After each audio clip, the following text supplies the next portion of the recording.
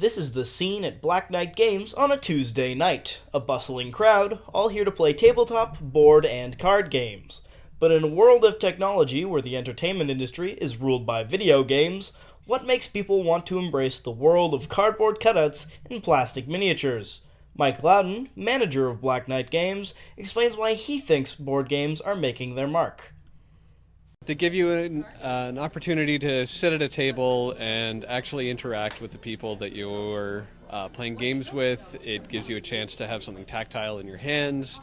As far as the miniatures and stuff, it gives you something that you're putting time into that's actually going to pay off in the end. If I put 20 hours into a video game, I have a high score. If I do 20 hours into miniatures, then I have a painted army that looks amazing, and I can keep it. Many tabletop games require you to assemble and paint the miniatures used to play the game, which many players embrace wholeheartedly. However, traditional games have another card up their sleeve. Store owner J. Mason Grant says it's also about interactions between players. I mean, you get a lot of people who will enjoy both because it's the same type of strategy, it's the same type of social interaction. The difference is that video games and stuff are something you can do at home. There's something that you can do with people far away.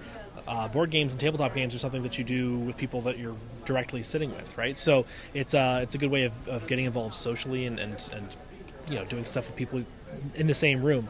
It used to be the video games were something you'd play with somebody in the same room. Now it's pretty much all online. Board games are built off of social interaction, and that's exactly what Jay's customers are looking for. Brings back communication between people. Everyone's glued to their screens. And when you play tabletop, you're interacting with them on a more personal level than you would in a video game or in a movie where you can't talk. Part of it is the fact that people get to actually sit face to face from each other instead of trying to talk to each other over digital connection. Some of the human interaction there is lost. Being able to sit everyone with your friends, having friends over and just being able to pull a board game out of a cupboard and say, do you want to play this, you want to play this, you want to play this, and interacting on that kind of level. I feel it's better for parties.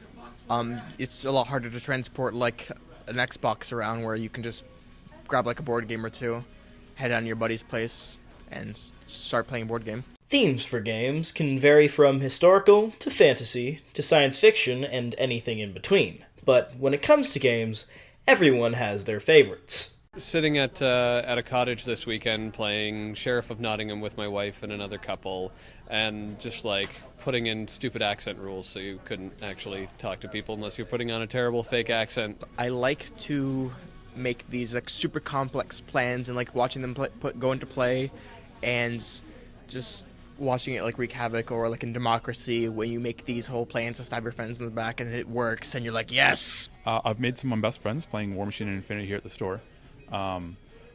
A big part of it for me in wargaming is being able to paint and do the hobby part of it and have this tangible object you can bring in and be like, this is a thing that I did and a thing that I made. And being able to show it to your friends and ask for criticism and improve on that. For Mohawk College Journalism, I'm Evan McFedries.